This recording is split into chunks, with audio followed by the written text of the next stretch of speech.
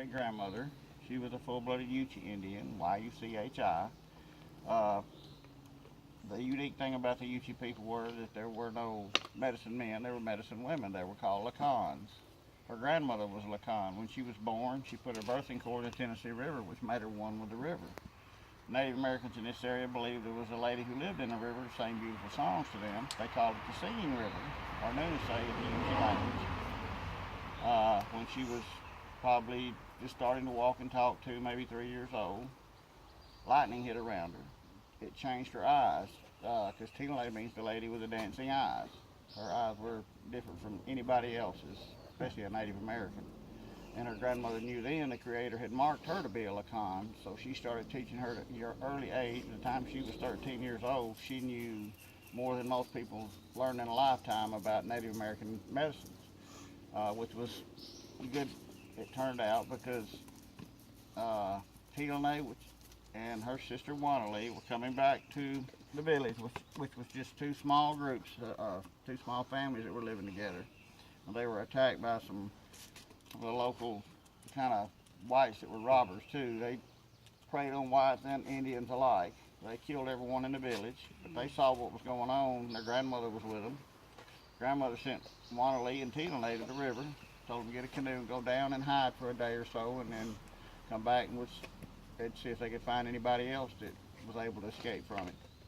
What they knew there'd been a trail of tears come through already. What they didn't know was they were making another roundup. They went down about where Florence is and came ashore, found an old abandoned house that they stayed the night in. What they didn't know was that the root cellar was still in use. And of course they were found the next morning by some locals. They were turned over to the local constable, who had in turn put them in a jail cell overnight. The next day he turned them over to the federal authorities, or the shiny buttons as the Yuchi people called them, because of the shiny brass buttons they wore.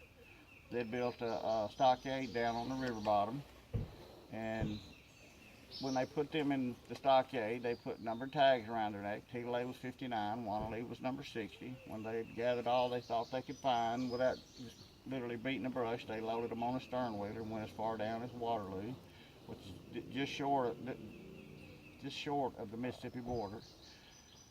Couldn't go any further because water was too low, and the boat would never have made it. So they offloaded everything. They loaded the supplies on wagons. Of course, the soldiers rode and Native Americans walked to the Indian nations. When they got there, Tinalay went to all the rivers and streams she could find and listened. There was nothing but silence. She knew she couldn't live in this dark place. She knew she did, she'd die, and she'd die soon. She had to come home to hear the lady in the river. Her sister Wannalee, on the other hand, was like a wildflower. She knew she could live anywhere and she would be fine. So she stayed the rest of the winter, and as it started to warm up, she slipped away and started walking home at 13 years old by herself. It took her 5 years to walk home. Eventually, she made it back into this area, because when she was walking, she had to avoid the white man. They had to avoid their trails, their wagon tracks, anything, and go around any settlements. Plus, she had to feed herself and keep herself clothed for 5 years. That's one reason it took her so long.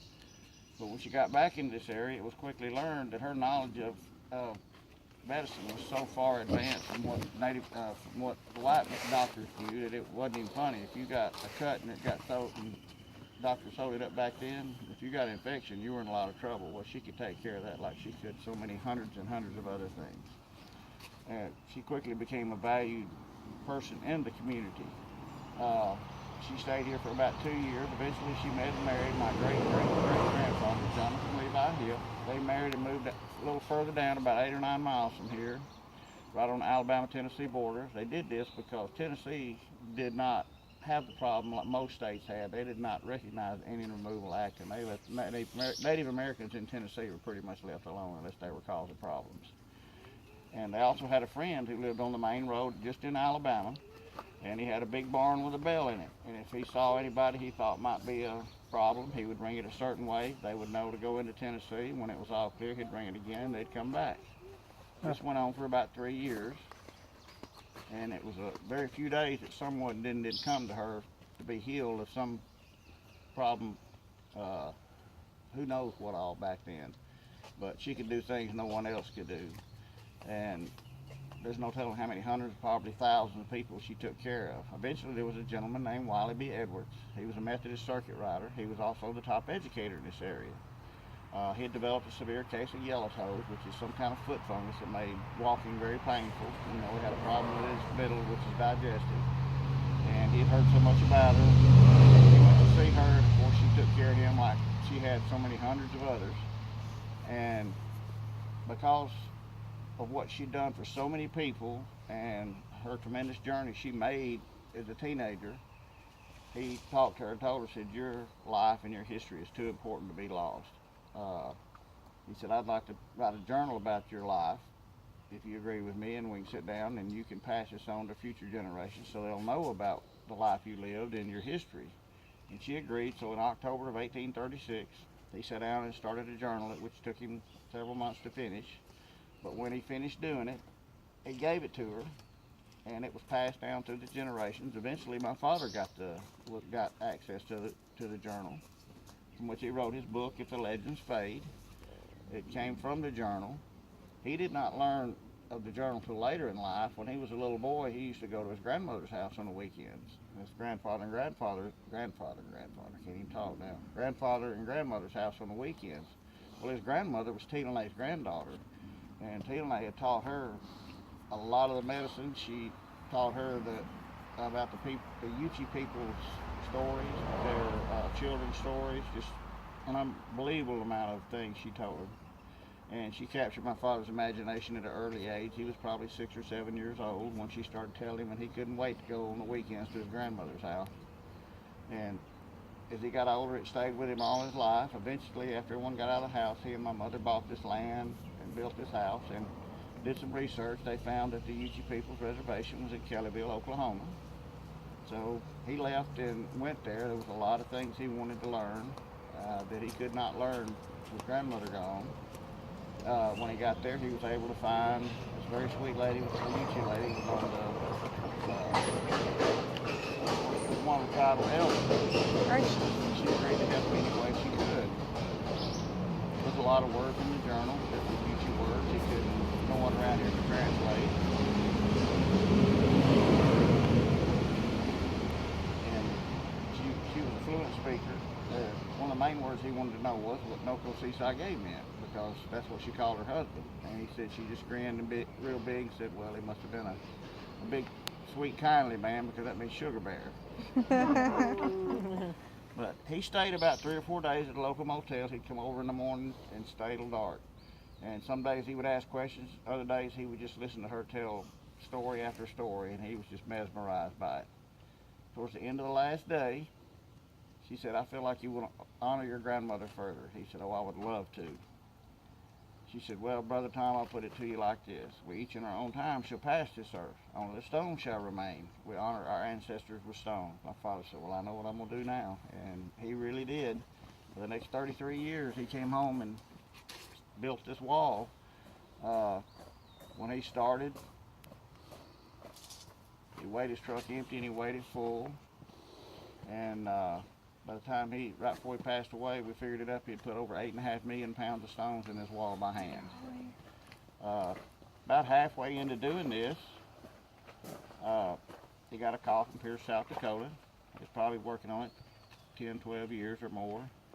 There was a gentleman who was a Lakota Sioux medicine man. He said, I've heard a lot of good things about this wall, and I think I need to come see it. So I'm just surprised that you're building this. I know you're not a full-blood. My father said, no, I don't claim to be a full-blood. I'm of Native American heritage. He had a good bit of Native American in him, but he wasn't a full-blood and wasn't even close.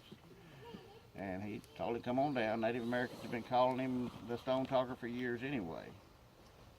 About a week later, a van pulls up.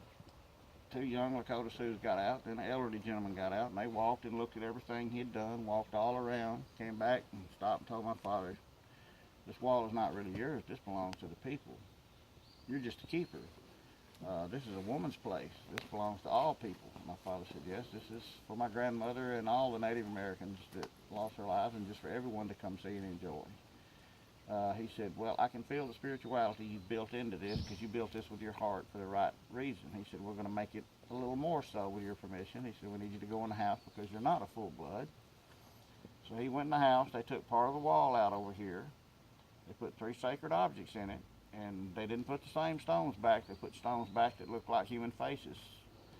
Some they brought with them, some they found up and down the wall. It's called the Wall of Faces over here. Brought my father out and told him, said, these represent your ancestors, especially the grandmothers. They were the ones that generation after generation would pass on the stories of the Ute people, the children's stories, the stories of the Ute people from hundreds of generations back, all the different standout type things that happened to them. And when he got through, he told my father, he said, I also want you to build a prayer circle. This is a prayer circle. It's got 4 levels. It's got birth, life, death, and rebirth. Native Americans have been building these for thousands of years. So you don't see them very often in the southeast. Normally they're on the Great Plains or up north. And my father had seen them before, and my mother was able to pull some pictures up, but he told him before he left, he said, when you finish it, call me and I'm going to send one of my nephews to look at it. He said, okay. So he got busy and he built it the way he thought it should look. He called him. One of his nephews came down. One of them came with him the first time, had this ceremonial stick. He walked all around, looked at it in every direction, came back, looked at my father and said, it's not right. Tear it down, build it again. Didn't say what was wrong with it. He said it wasn't right. So he tore it down, he rebuilt it again. He called him and sent another nephew down with the same stick. Looked all around at it, came out and told him again the same thing. It's not right. Tear it down, build it again. So 2.5 years later, the 7th time he did it, he called him. The one who came the first time came back.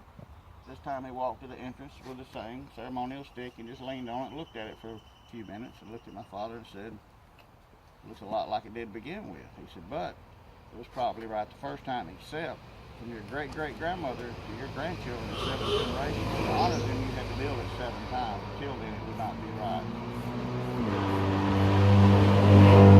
He told me later, he said, there's been 2 or 3 more in there. I don't know if it had ever been right. After 2.5 years, I was getting tired of building it over and over, but I halfway thought I think they were testing him, but he stayed after it. Behind the wall, behind it is the widest part of the wall. It's over 30 feet across. This is solid stone top to bottom.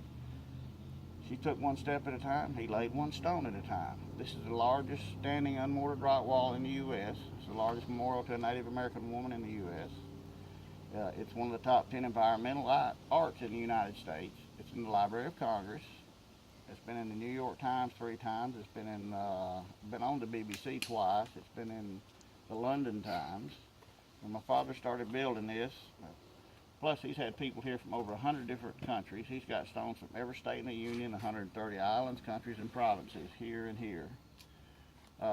When he started building this, he went over to the local cotton gin and weighed his truck empty, and he weighed it full, and he kept up with his loads, and a little while before he passed away, figured it up, he'd put over 8.5 million pounds of stones in here by hand.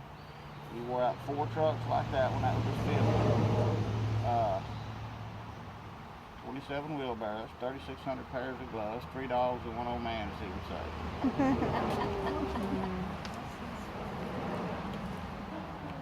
This is one of the more unusual things. This is a petrified turtle.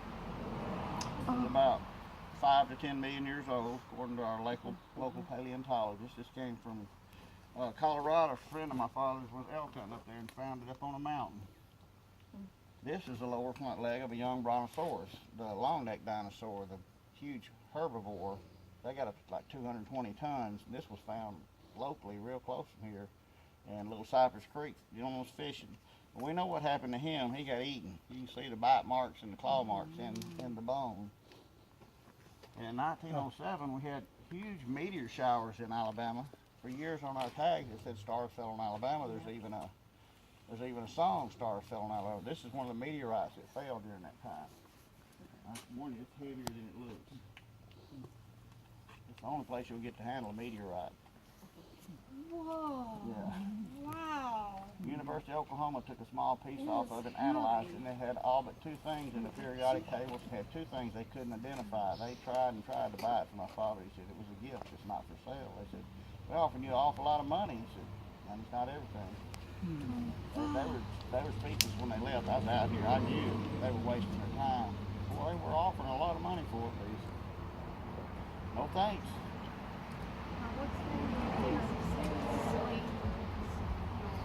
Is that a stone cut in half? Yeah, at Florence. that's a piece of one of these geodes cut and polished. Let's see if he doing That's things. what Oh it's gosh, inside. there's We've got video. another one over here that's turned around the other way. That's crazy. It Almost is. looks like That's iron. crazy. Instead of stone. No, it is heavy. Huh. It is heavier than what it looks like. What we got?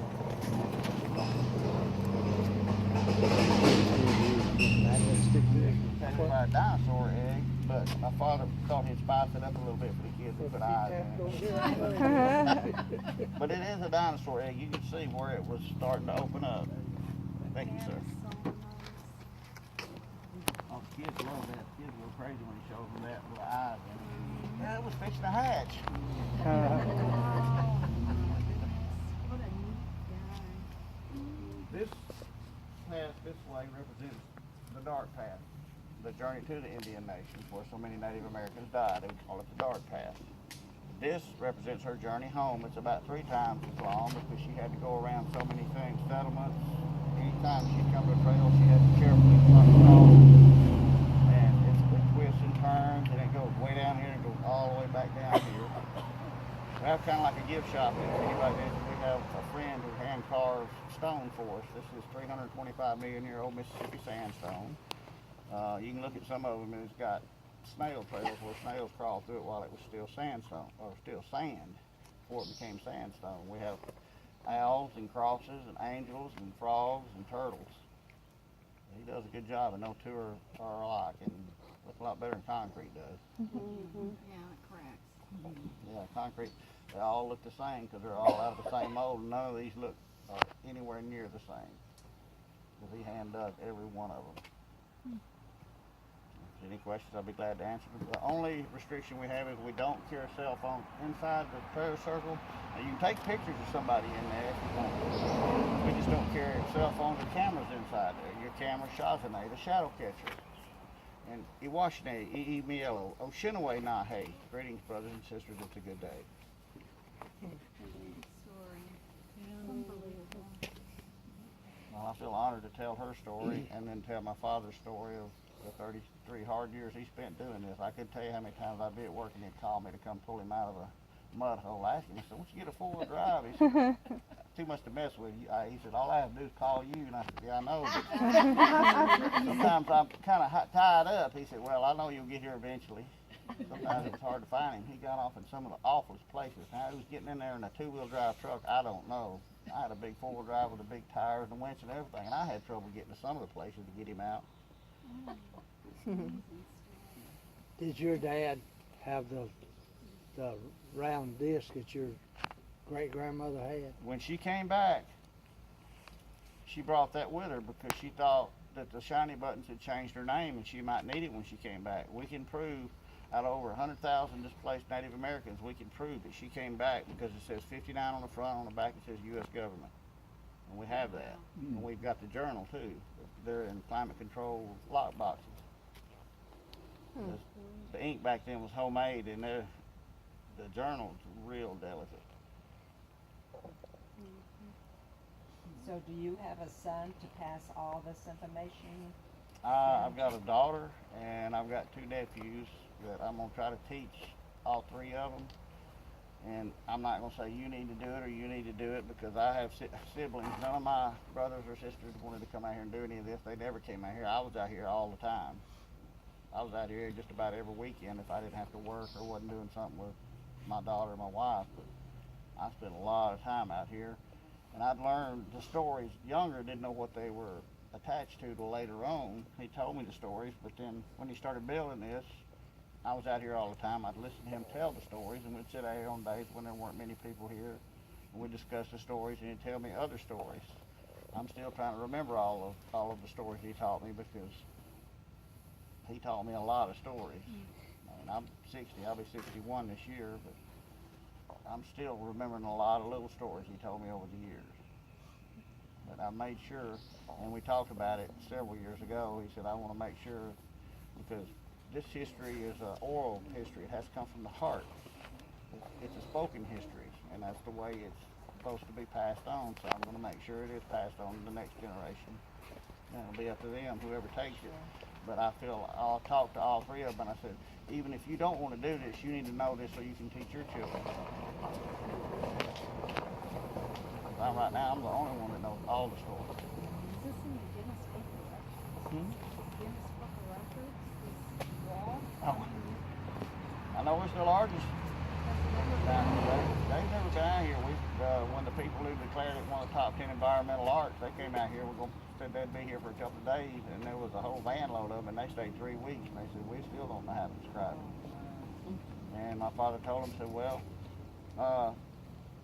the medicine man who came from the Lakota Sioux, he called it Wachapi, like the stars. So, what you see here is impressive, but when you walk and start looking, then you will just cannot imagine the size of this and How what long he did. does it take you to go from the beginning to the end to see all Well, of it? it's according to how fast you walk. The faster you walk, the more you miss.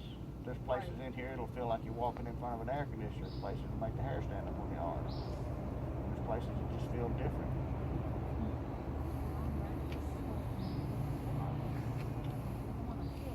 You'll feel I it. cannot believe anybody could do this and it just blows.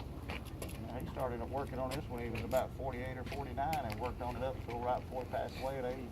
Unbelievable.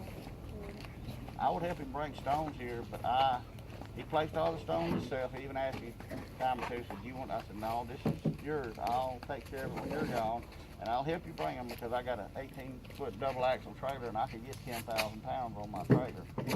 And a lot of these he's getting on farmland, so if they'd tell him, well, you got 2 or 3 weeks left, a lot of times I'd take off for the next week or two and we just haul rock from daylight to dark.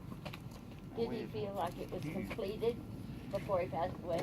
He always said it would never be completed. I don't know whether to add to it or not or just leave it like it is because I don't want to do a little bit here and say I did it because that would not be right.